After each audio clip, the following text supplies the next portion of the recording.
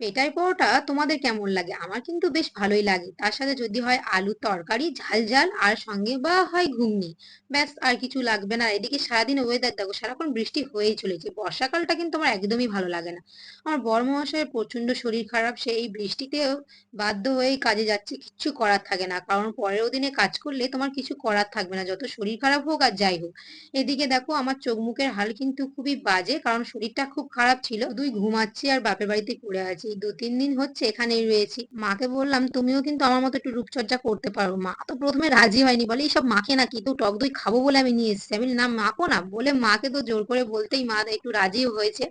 মানে মেয়েকে দেখে একটু উৎসাহ পেলো আর কি। আর এই যে কুকুরটা না, ওকে দেখে আমি ছোটবেলায় খুব ভয় পেতাম, একদম পুরো অরিজিনাল কুকুরের মতো। আর মার মুখটা দেখো কেমন ইনোসেন্টের মতো লাগছে।